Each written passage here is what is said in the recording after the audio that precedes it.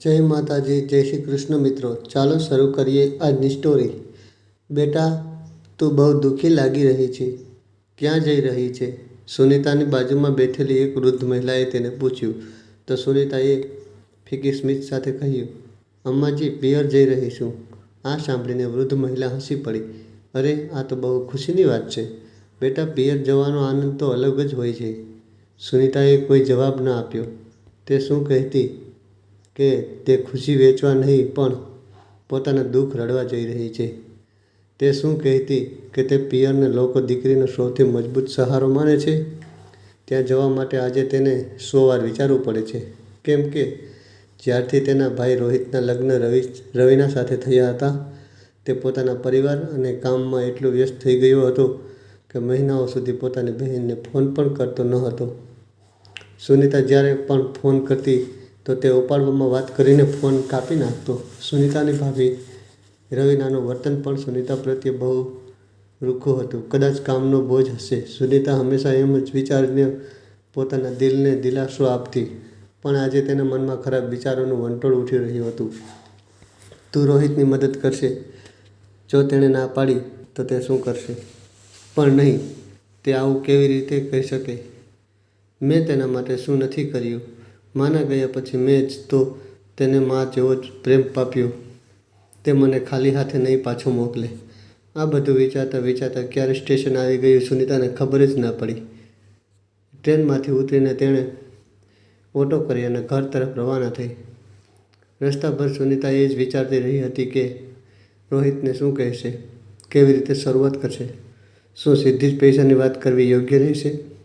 તેને પોતાના ભાઈ સામે હાથ લંબાવવામાં બહુ શરમ આવતી હતી, પણ મજબૂરી માણસ પાસે શું નથી કરાવતી.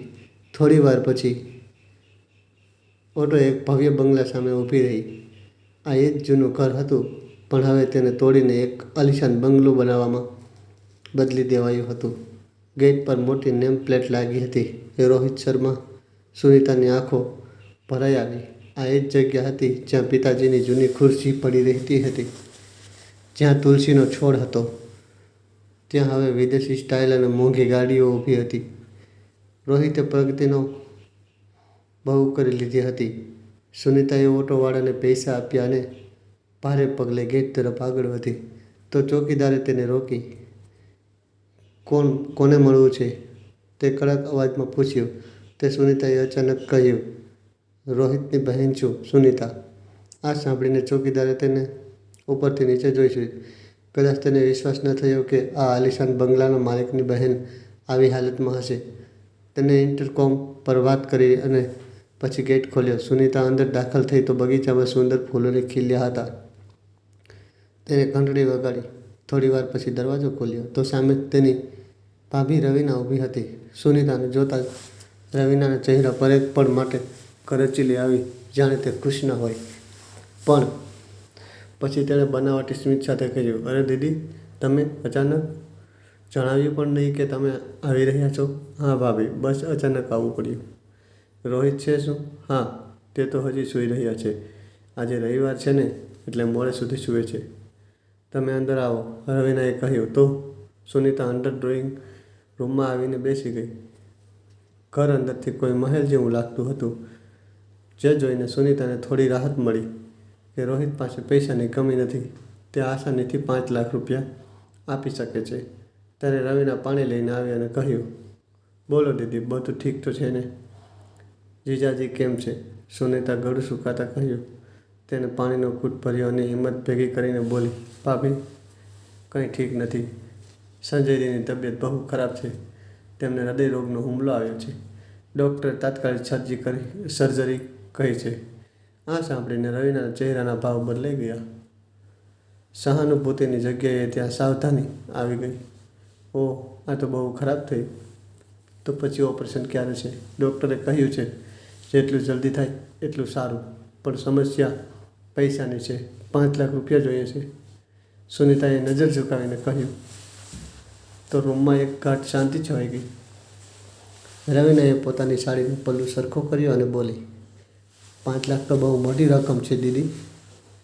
આજકાલ તો એમ પણ માર્કેટ બહુ ડાઉન ચાલી રહ્યું છે. રોહિત પણ બિઝનેસને લઈને બહુ પરેશાન રહે છે. આ સાંભળીને સુનિતાનું દિલ બેસી ગયું. રવીનાની વાતોનો રૂખ તે સમજી રહી હતી.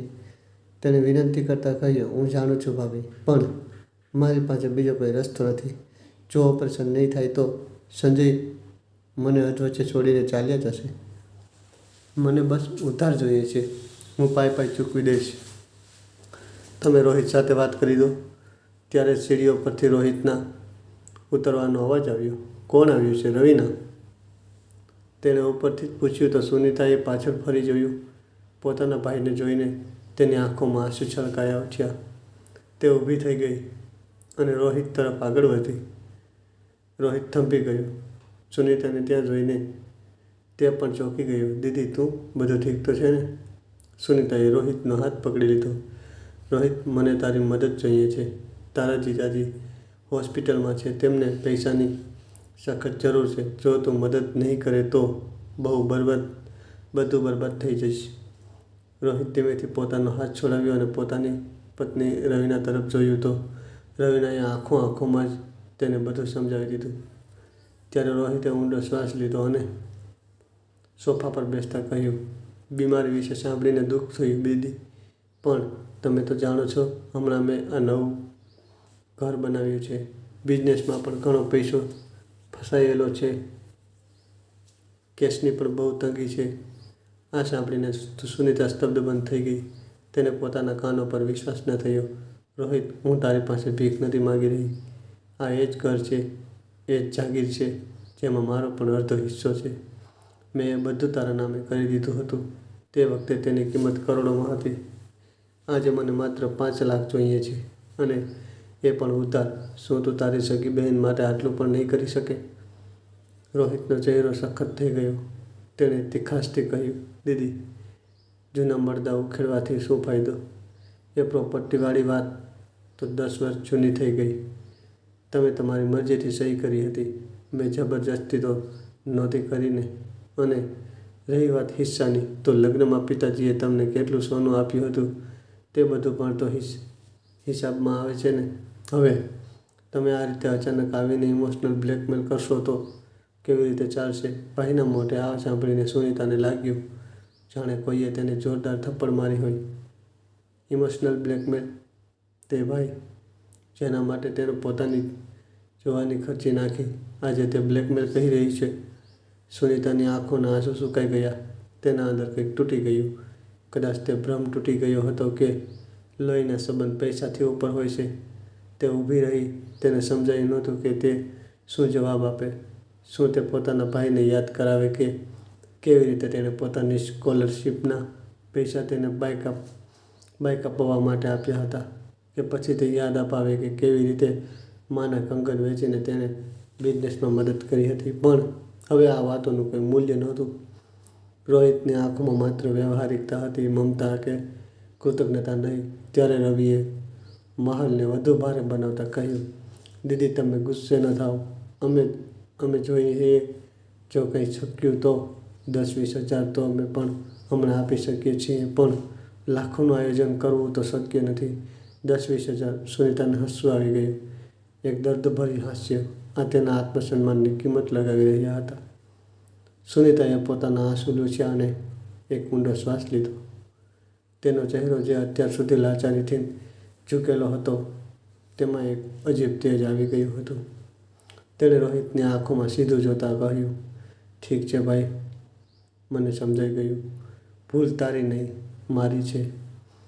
મેં માની લીધું હતું કે ભાઈનું ઘર બહેનનું પણ હોય છે, પણ આજે તે મને એ શીખવી દીધું કે સ્ત્રીનું પોતાનું કોઈ ઘર નથી હોતું.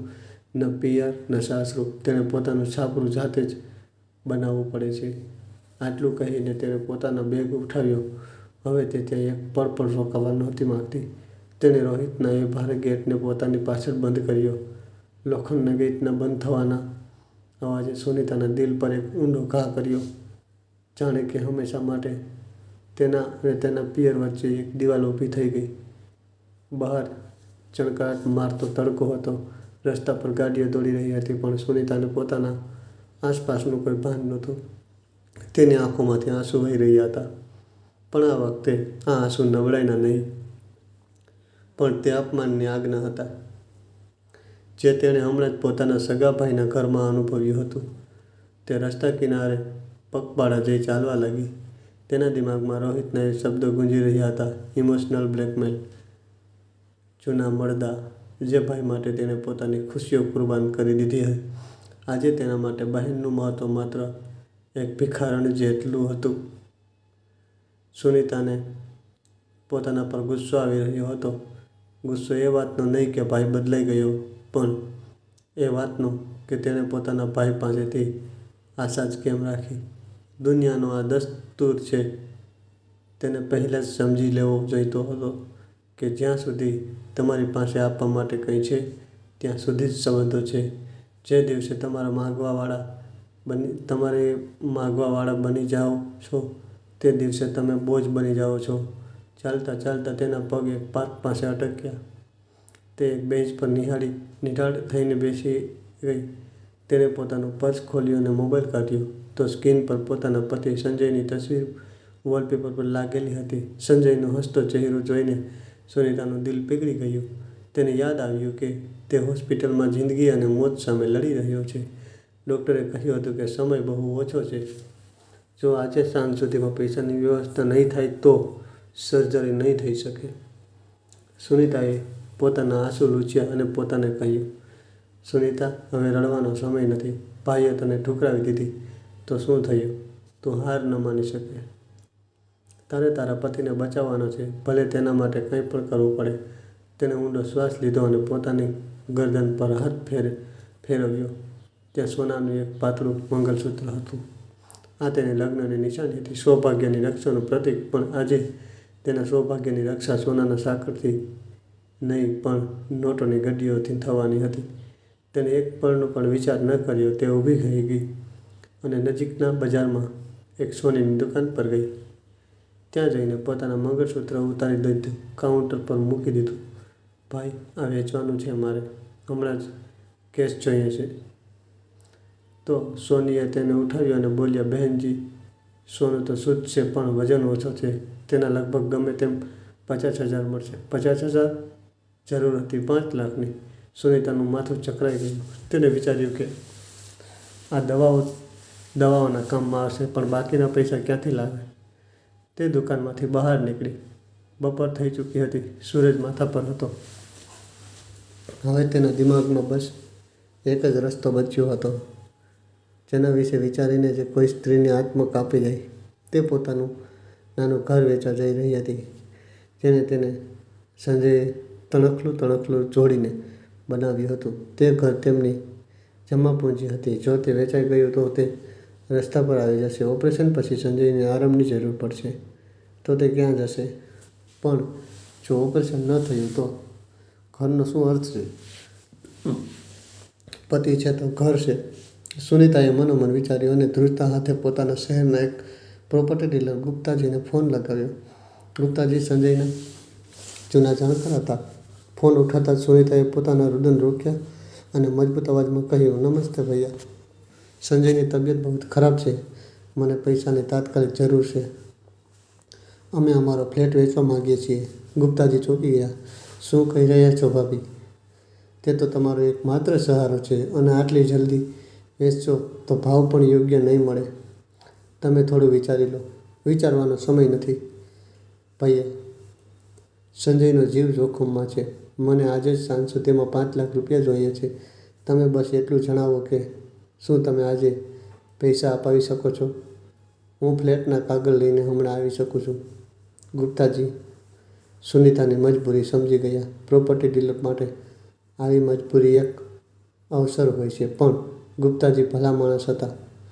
તેમ છતાં વેપાર તો વેપાર છે.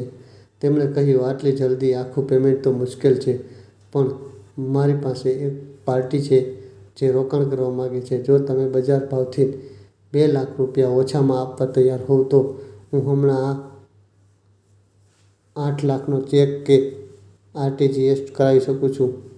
બજાર ભાવથી 2 લાખ ઓછા એટલે કે પરસેવાની કમાણીનો એક મોટો હિસ્સો મજબૂરીની ભેટ ચડાવવાનો હતો.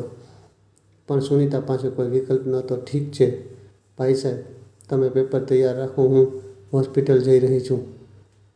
તમે ત્યાં જ આવી જજો. ફોન કાપતા જ સુનીતાએ એક ઓટો કરી અને સીધી હોસ્પિટલ તરફ દોડી. રસ્તાભર તે વિચારતી રહી કે જ્યારે સંજય ઠીક થઈ જશે, ઘરે આવશે અને જો કે ઘર તો છે જ નહીં તો તેને કેવું લાગશે. પણ તેમણે મનોમન નિર્ણય કરી લીધો હતો કે તે સંજયને સમજાવી દેશે કે જાન રહી તો જહાન રહી. હોસ્પિટલની ગંધ સુનીતાના કાનમાં નાકમાં ભરાઈ ગઈ. તે આઈસીયુની બહાર પહોંચી ત્યાં ડૉક્ટર રાઉન્ડ પર હતા.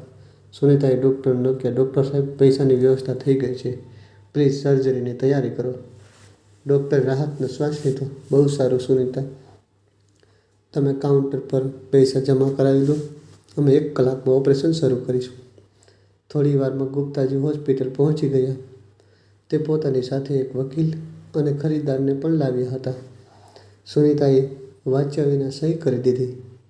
તે પેપરો પર સહી કરતાં જ તે પોતાના જ ઘરથી બેઘર થઈ ગઈ હતી. ખરીદારે સુનીતાના ખાતામાં પૈસા ટ્રાન્સફર કરી દીધા.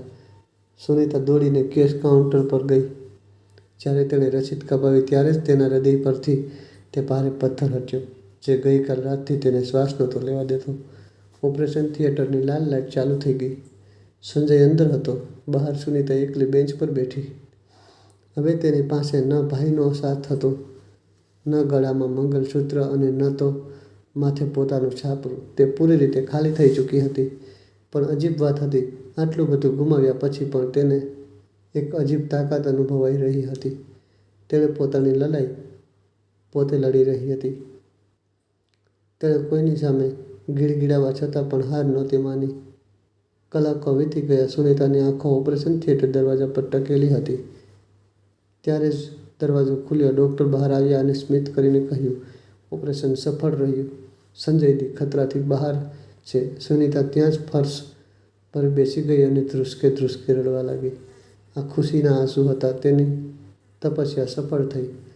તેણે પોતાનું બધું ગુમાવીને પોતાના પતિને પામી લીધા હતા. બીજા દિવસે સંજયને હોશ આવ્યો. તેને જનરલ વોર્ડમાં ખસેડવામાં આવ્યો હતો. સુનીતા તેની પાસે બેઠી, તેનો હાથ પસલાવીને રહી હતી. ત્યારે સંજયે નબળા અવાજમાં પૂછ્યું, સુનીતા, પૈસાની વ્યવસ્થા કેવી રીતે થઈ?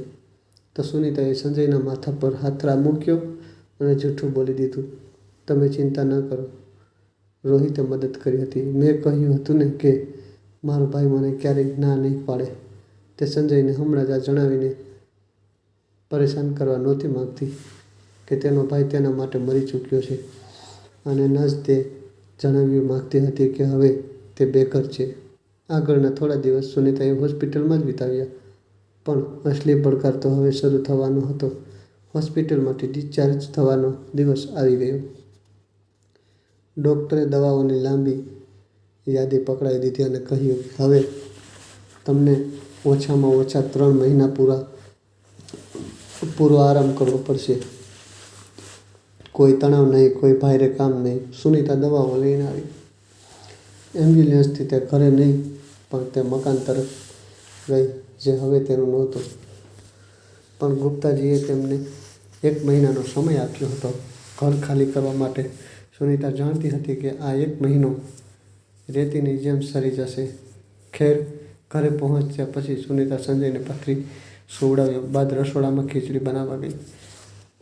તો રાશન પણ ખતમ થવા લાગ્યું હતું. સંજય નોકરીનો કોઈ ભરોસો ન હતો, કારણ કે તે પ્રાઇવેટ કંપનીમાં હતો અને 3 મહિનાની રજાઓનો મતલબ હતો નોકરીમાંથી હાથ ધોવા. ત્યારે જ તેનો ફોન આવ્યો. જોયું તો તેની ભાભી રવીનાનો ફોન હતો. દીદી, મેં સાંભળ્યું છે જીજાજીનું ઓપરેશન થઈ ગયું. કેમ છે તે? રવિના અવાજમાં ઔપચારિકતા હતી. તે ઠીક છે, સુનીતાએ સંક્ષેપમાં જવાબ આપ્યો. સારું. તે રોહિત કહી રહ્યા હતા કે તમે ક્યાંથી પૈસાની વ્યવસ્થા કરી લીધી. સારું થયું દીદી.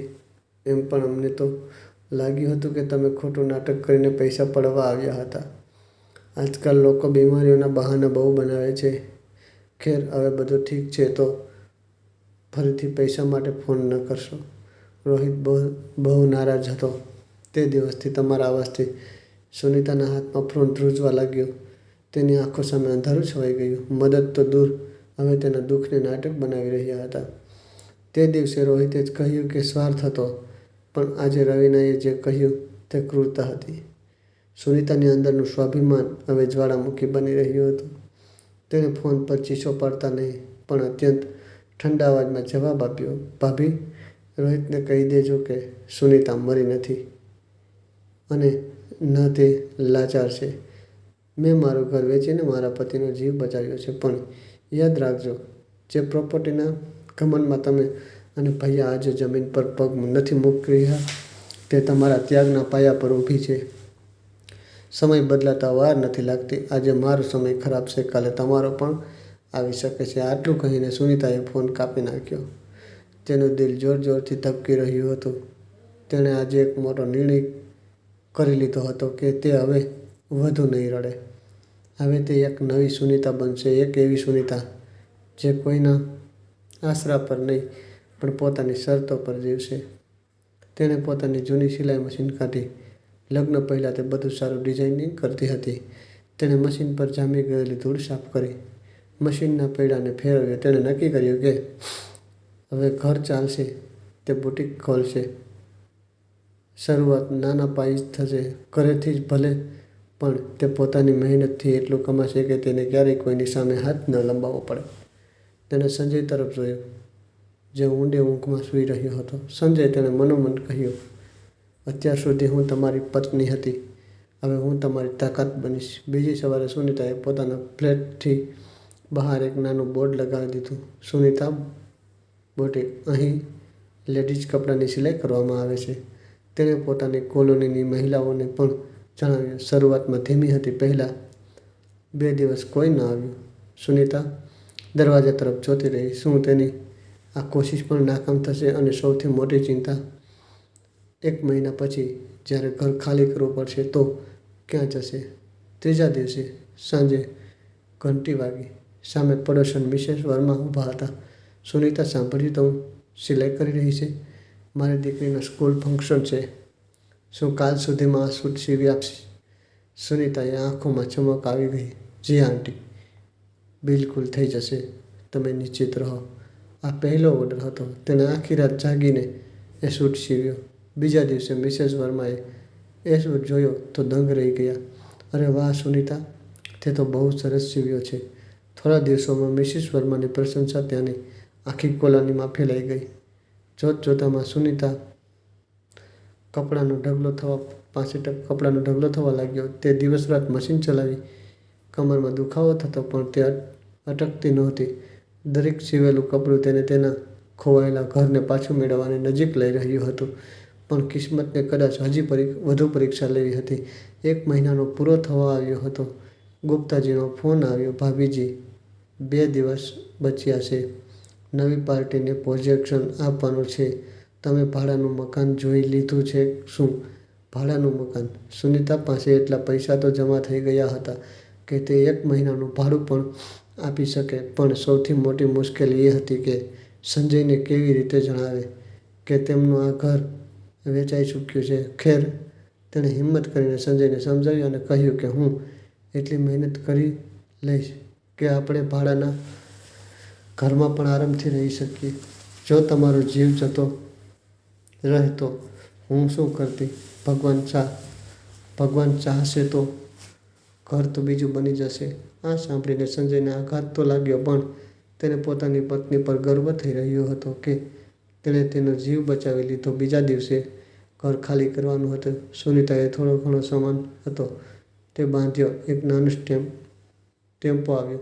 સુનિતા અને સંજય ભારેહીએ પોતાના એ વહાલા ઘરને અલવિદા કહ્યું. ચાવી ગુપ્તાજીના માણસને સોંપી. આ વખતે સુનિતાની હથેળીમાંથી જાણે તેને કિસ્મત સરકી રહી હતી. નવું ઘર શહેરના એક જૂના અને સાંકડા વિસ્તારમાં હતું. એક નાની ઓરડી, દિવાલોમાંથી ભેજની વાસ આવી રહી હતી. સંજયને ત્યાંની હાલત જોઈને બહુ દુઃખ થયું. સુનિતા, મેં તને ક્યાંથી ક્યાં લાવી દીધી. મહેલો જેવી નહીંતી તો ઓછામાં ઓછી સ્વચ્છ જગ્યા તો તું હકદાર હતી. સુનિતાએ હસીને રૂમની બારીઓ ખોલી અને બોલી, સંજય, ઘર ઈંટોથી નહીં, માણસોથી બને છે. આપણે સાથે સહીએ એ જ પૂરતું છે અને આ સમય પર પસાર થઈ જશે. સુનિતાએ તરત જ કામ શરૂ કર્યું. તેણે રૂમને સાફ કર્યો. એક ખૂણામાં નાનો પડદો લગાવીને રસોડું બનાવ્યું અને બારી પાસે જ્યાં સૌથી વધુ રોશની આવતી હતી ત્યાં પોતાની સિલાઈ મશીન ગોઠવી, પણ નવી જગ્યાના પડકારો અલગ હતા. અહીંના લોકો સુનીતાને નહોતા જાણતા. અહીંની મહિલાઓ પોતે સિલાઈ જાણતી હતી, એટલે તેમને બહારથી કપડાં સીવડાવવાની જરૂર ઓછી પડતી હતી. એટલે કે આવક લગભગ બંધ થઈ ગઈ હતી. સંજયની દવાઓ બહુ મોંઘી હતી. જે પૈસા ઘર વેચીને બચ્યા હતા તે ઝડપથી ખતમ થઈ રહ્યા હતા. બીજા દિવસે સુનીતાએ પોતાની ડિઝાઇન કુર્તીઓનો એક નમૂનો બેગમાં મૂક્યો અને એ વિચારીને માર્કેટ ગઈ કે કદાચ કોઈ દુકાનમાં તેની સિલાઈ જોઈને તેને કામ આપે. જ્યારે ત્યાં પહોંચી તો તેની નજર એક શોરૂમમાં પડી, જ્યાં મોંઘા લહેંગા અને ગાઉન અટકાવેલા હતા. સુનીતાએ વિચાર્યું, જો હું અહીં કામ માગું તો કદાચ મને કામ મળી જશે. પણ પછી તેણે પોતાની સાધારણ સુતરાઉ સાડી અને હવાઈ ચપ્પલ જોયા. શું આટલા મોટા શોરૂમવાળા તેને અંદર ઘૂસવા પર દેશે? પણ મજબૂરી શરમથી મોટી હોય છે. તેણે નિર્ણય કર્યો કે તે હાર નહીં માને. જેવી તે શોરૂમની અંદર ઘૂસી તો કાઉન્ટર પર એક મોડર્ન મહિલા બેઠી હતી, જે ફોન પર કોઈની પર ચીસો પાડી રહી હતી. હું શું કરું? કારીગર ભાગી ગયો તો મારો ઓર્ડર આજે સાંજ સુધીમાં તૈયાર થવો જોઈએ. મિસેસ ખન્નાનો લહેંગો છે. જો ખરાબ થયો તો તે મારો જીવ લઈ લેશે. મહિલાએ ગુસ્સામાં ફોન પડાવ્યો. સુનીતા સમજી ગઈ કે આ જ માલકીન છે. તે ધીમેથી આગળ વધી, નમસ્તે મેમ. તો મહિલાએ ગુસ્સામાં જોયું, જી શું જોઈએ છે? અમે દાન નથી આપતા. હું દાન માગવા નથી આવી મેમ. હું કારીગર છું. મેં હમણાં જ સાંભળ્યું કે તમને કોઈ ઓર્ડરની તાત્કાલિક જરૂર છે. હું મદદ કરી શકું છું. મહિલાએ સુનીતાને ઉપરથી નીચે સુધી જોઈ. તું ડિઝાઇનર લહેંગો ઠીક કરી શકીશ? જો બેનજી, આ કોઈ પેટીકોટ બ્લાઉઝનું કામ નથી. આમાં જરીનું કામ છે. ખરાબ કરી દીધું તો લેવાના દેવા પડી જશે. જા અહીંથી. મારું દિમાગ પહેલેથી જ ખરાબ છે. સુનીતાએ હાર ન માની. તેણે પોતાના બેગમાંથી તે કુર્તી કાઢી, જે તેણે પોતે સીવી હતી. તેમાં બારીક ભરતકામ અને કટરવર્ક હતું. તેણે તેને કાઉન્ટર પર મૂકી દીધું. મેમ, એકવાર મારું કામ જોઈ લો. જો તમે પસંદ ના આવે તો હું ચાલી જઈશ. અને રહી વાત એ લહેંગાની, જો હું તેને ઠીક ન કરી શકી તો હું હજારો ભરવા તૈયાર છું. મહિલાની નજરે કુર્તી પર પડી. તેણે કુર્તી ઉઠાવી તેની સિલાઈ જોઈ તો ખરેખર સિલાઈ ખૂબ સફાઈથી કરવામાં આવી હતી. પ્રોફેશનલ લેવલનું કામ હતું. મહિલાની આંખોમાં આશાની એક કિરણ જાગી.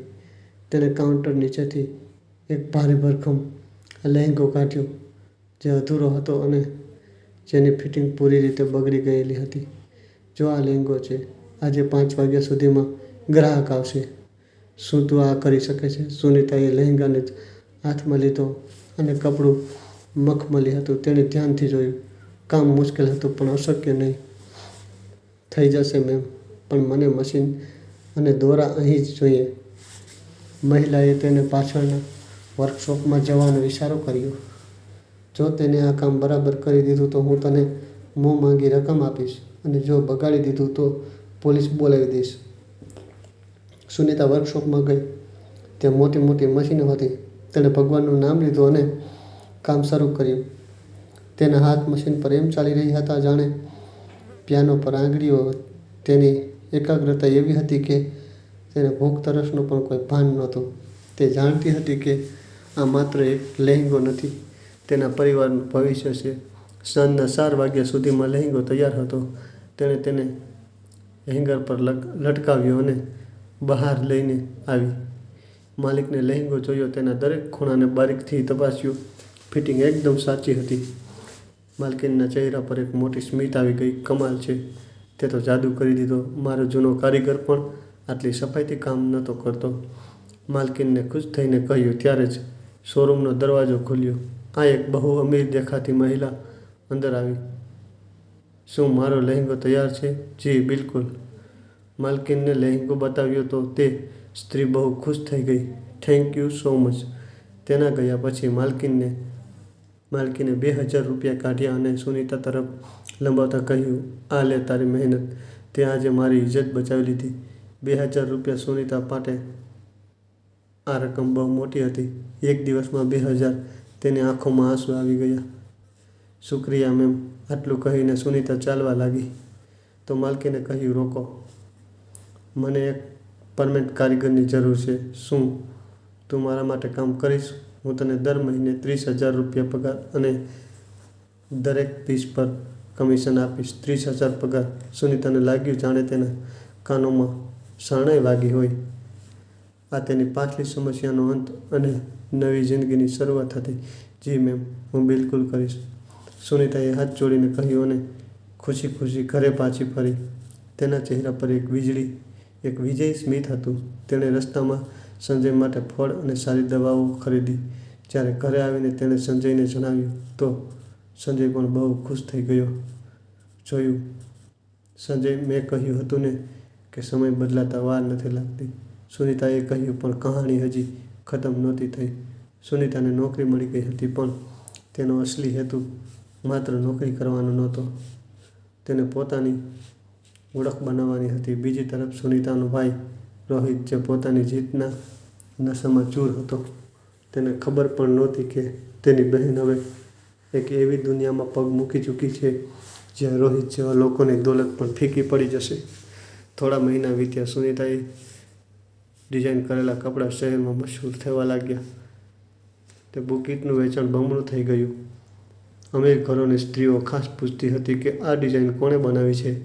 એક દિવસ બુકીટમાં એક બહુ મોટી ઓર્ડર આવ્યો. શહેરના મેયરની દીકરીના લગ્ન હતા. તેમણે આખા પરિવાર માટે કપડાં ડિઝાઇન કરવાના હતા. મેયરની પત્ની બુકીટ કહી મિસિસ મહેરાએ સુનીતાને આગળ કરી. મેમ, આ અમારી હેડ ડિઝાઇનર છે સુનીતા. આજ તમારા કપડાં ડિઝાઇન કરશે. મેયરની પત્નીએ સુનીતાને એક મોટો કોન્ટ્રાક્ટ આપ્યો.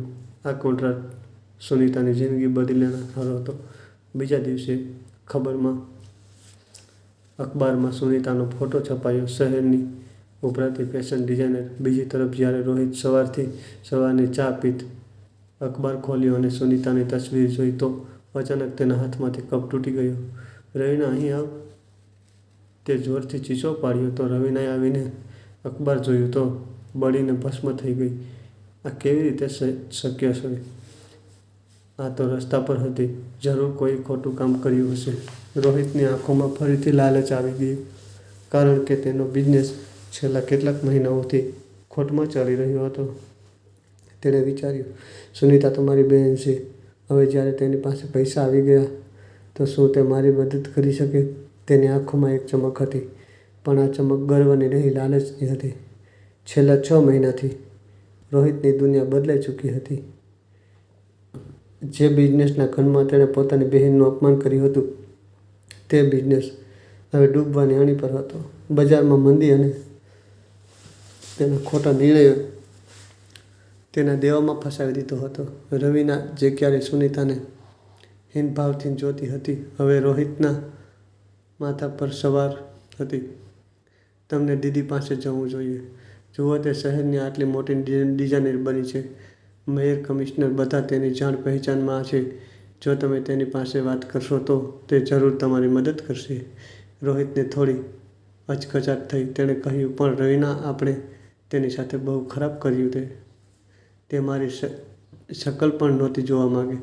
અરે રોહિત, સ્ત્રીઓ દિલથી નરમ હોય છે. થોડું રડવું ધોવું કરજો, રાખડીનો વાસ્તો આપજો, પીગળી જશે. રવીનાએ ચાલાકીથી સમજાવ્યું તો લાલચમાં આવીને રોહિત તૈયાર થઈ ગયો. તેણે પોતાનો સૌથી જૂનો અને સાધારણ શર્ટ પહેર્યો, જેથી તે લાચાર દેખાય, અને સુનીતાના બુટીક તરફ ચાલ્યો ગયો. જ્યારે ત્યાં પહોંચ્યો તો તેની આંખોમાં ફાટી ગઈ. તે કોઈ નાની મોટી દુકાન નહીં, શહેરના સૌથી મોંઘા વિસ્તારમાં સ્થિત એક આલીશાન શોરૂમ હતો. રોહિત અંદર ગયો તો જોયું કે સુનીતા એક મોટી ખુરશી પર બેઠી હતી અને લેપટોપ પર કંઈક કામ કરી રહી હતી. દીદી, રોહિત દબાયેલા પગલે અંદર ઘૂસતા કહ્યું. સુનીતાએ માથું ઉંચક્યું. તેની આંખોમાં રોહિતને જોઈને કોઈ ખુશી નહીં, બસ એક શાંત ગંભીરતા હતી. તેણે લેપટોપ બંધ કર્યું તો રોહિતે પોતાની એક્ટિંગ શરૂ કરી. તેની આંખોમાં બનાવટી આંસુ આવી ગયા. મને માફ કરી દે, હું બહુ શર્મિંદો છું. તે દિવસે જે કંઈ થયું તે રવીનાના બહેકાવામાં આવી થયું હતું. મને પછીથી બહુ પછતાવો હતો. હું તો તને શોધવા પણ આવ્યો હતો, પણ તું જૂનું ઘર છોડીને ચૂકી હતી. સુનિતા ખામોશીથી તેને સાંભળી રહી હતી. તેના ચહેરા પર કોઈ ભાવ નહોતો. રોહિતે વાત આગળ વધારી. દીદી, અમારો પરિવાર વિખેરાઈ ગયો છે. પિતાજીની આત્માને કેટલું દુઃખ થયું હશે. ચાલ આપણે જૂની વાતો ભૂલી જઈએ. હું ઈચ્છું છું કે આપણે ફરીથી એક થઈ જઈએ. અને દીદી, સાચું કહું તો મારો સમય બહુ ખરાબ ચાલી રહ્યો છે. બિઝનેસ ઠપ થઈ ગયો છે. ઘર નીલામ થવાનું છે. મને તારી મદદની જરૂર છે. જો તું થોડી આર્થિક મદદ કરી દે તો હું તારો આભાર જિંદગીભર નહીં ભૂલું. સુનિતા સખત પણ શાંત સ્વરમાં કહ્યું. રોહિત, તને યાદ છે જ્યારે હું તારા ઘરે આવી હતી, જ્યારે મારા પતિ મોત સામે લડી રહ્યા હતા? ત્યારે તે કહ્યું હતું કે હું ઇમોશનલ બ્લેકમેલ કરી રહી છું. તે મને મારા પિતાના ઘરથી બેઇજ્જત કરીને બહાર કાઢી હતી. દીદી, મેં ભૂલ કરી. રોહિત ગીડગીડાયો. ભૂલ નહીં, તે તારી પસંદગી હતી. સુનિતાએ સખત અવાજમાં કહ્યું. તે પૈસાનો સંબંધ નહીં, ઉપર પસંદ કર્યા હતા. અને આજે તું અહીં એટલા માટે નથી આવ્યો કે તને તારી ભૂલોનો અહેસાસ છે, પણ તું એટલા માટે આવ્યો છે કારણ કે તને ફરીથી મારી જરૂર છે. તું ત્યારે પણ વેપારી હતો અને આજે પણ વેપારી છે. રોહિતનો ચહેરો પીળો પડી ગયો. તો શું તારા ભાઈને રસ્તા પર છોડી દઈશ? શું રાખડીનો આ જ ધર્મ છે? સુનિતા પોતાની ખુરશી પરથી ઊભી થઈ ગઈ અને બોલી. રાખડીનો ધર્મ એક તરફ નથી હોતો રોહિત. જ્યારે ભાઈ હોવાનો ધર્મ ભૂલી જાય છે તો બહેન માટે પણ તે સંબંધ ત્યાં જ ખતમ થઈ જાય છે. તે દિવસે માત્ર મારું અપમાન નહોતું કર્યું, તે મારા ભરોસાનું કતલ કર્યું હતું. અને રહી વાત મદદની, સુનિતાએ પોતાની પાસે એક ચેકબુક કાઢી. રોહિતની આંખમાં આશાની ચમક આવી. સુનિતાએ ચેક પર કંઈક લખ્યું અને રોહિત તરફ ફેંકી દીધું. રોહિતે ઝડપથી ચેક ઉઠાવ્યો, પણ રકમ જોઈને તે સ્તબ્ધ થઈ ગયો. ચેક પર લખ્યું હતું 500 રૂપિયા. આ શું છે દીદી? રોહિતે ધ્રુજતા અવાજમાં પૂછ્યું. આ એ જ ભાડું છે રોહિત, જે તે દિવસે મારી પાસે નહોતું. તો હું તારા ઘરેથી પાછી સ્ટેશન ન જઈ શકતા. સુનિતાએ કહ્યું. હું તને ખાલી હાથે નહીં જવા દઉં, કારણ કે હું તારા જેવી નથી. આ 500 રૂપિયા રાખ. અને રહી વાત તારા ઘર અને બિઝનેસની, તો તેના માટે તારે એ જ કરવું પડશે જે મેં કર્યું છે. મહેનત અને સંઘર્ષ એટલો ઘોડીને શોધવાનું બંધ કર અને પોતાના પગ પર ચાલતા શીખ. દીદી, તું આટલી પથ્થરદિલ કેવી રીતે હોઈ શકે? રોહિત ચીસો પાડવા. પથ્થરદિલ હું નથી બની રોહિત. સુનિતાએ તેની આંખોમાં જોતાં કહ્યું. મને સંજોગોએ પોલાદ બનાવી દીધી છે. હવે જા, મારે કામ છે. અને આવતી વખતે ભાઈ બનીને નહીં, એક કંચાન બનીને મળજે. કદાચ ત્યારે હું તને ઓળખી શકું. રોહિત પાસે હવે કહેવા માટે કાંઈ નહોતું. તે જાણતો હતો કે સુનિતા હવે તેની સુનિતા દીદી નથી રહી, જેને તે પોતાની વાતોમાં ફસાવી લેતો હતો. તે માથું ઝુકાવીને હાથમાં 500નો ચેક લઈને બહાર નીકળી ગયો. તેને આજે પોતાની ઓકાત અને સુનિતાનું મહત્ત્વ બંનેનો અહેસાસ થઈ ચૂક્યો હતો. એ સાંજે સુનિતાને સંજયને જણાવ્યું કે રોહિત આવ્યો હતો. તો સંજયે પૂછ્યું, તે શું કર્યું? સુનિતાએ સ્મિત કરતાં કહ્યું, મેં તેને એ આપ્યું જેની તેને સૌથી વધારે જરૂર હતી. એક પાઠ. મેં તેને માફ કરી દીધો. સંજય, મારા મનની શાંતિ માટે પણ મેં તેને મારી જિંદગીમાં ફરી જગ્યા ન આપી, કારણ કે માફ કરવું આપણો ધર્મ છે, પણ દગાબાજ પર ફરીથી ભરોસો કરવો મૂર્ખામી છે. 1 વર્ષ પછી શહેરના ટાઉન હોલમાં બિઝનેસ વુમન ઓફ ધ યરનો એવોર્ડ સમારોહ ચાલી રહ્યો હતો. મંચ પર સુનિતાનું નામ પોકારાયું. તાળીઓનો ગડગડાટથી આખો હોલ ગુંજી ઉઠ્યો. સુનિતાએ માઇક સંભાળ્યું અને બોલાવવાનું શરૂ કર્યું. એક સમય હતો જ્યાં મને લાગ્યું હતું કે મારું બધું ખતમ થઈ ગયું છે. મારું ઘર, મારો પરિવાર, મારી આશા. પણ એ અંધારાએ મને મારી અસલી તાકાતથી મેળવ્યો. મને સમજાવ્યું કે એક સ્ત્રી સૌથી મોટી તાકાત તેનું આત્મસન્માન અને તેની કળા હોય છે. આપણે અવારનવાર બીજાના સહારે પોતાની જિંદગીની ઇમારતો ઊભી કરી છીએ, પણ જે દિવસે આપણે પોતાનો પાયો પોતે બની જઈએ છીએ, તે દિવસે કોઈ પણ આંધી આપણને પાડી શકતી નથી. સુનિતાએ પોતાની વાત પૂરી કરી. અને એવોર્ડ તે તમામ મહિલાઓ માટે છે જે તૂટેલી વિખરાયેલી જાય છે, પણ પછી ઊભી થઈ જાય છે. યાદ રાખજો, તમારો સૌથી મોટો સહારો તમે પોતે છો. સુનિતા મંચ પરથી નીચે ઉતરી અને સંજયના ગળે લાગી ગઈ. તેમણે પોતાની મહેનતથી એક નવું ઘર ખરીદ્યું, જે તેના ભાઈના ઘર કરતાં ક્યાંય વધારે સુંદર હતું, કારણ કે તે ઘર પ્રેમ અને સ્વાભિમાનની ઈંટોથી બન્યું હતું. હવે સુનિતા કોઈની બિચારી બહેન નહીં, પણ એક સફળ પ્રેરણા સ્ટોરીમાં અંત સુધી રહેવા બદલ આભાર. હર હર મહાદેવ હર.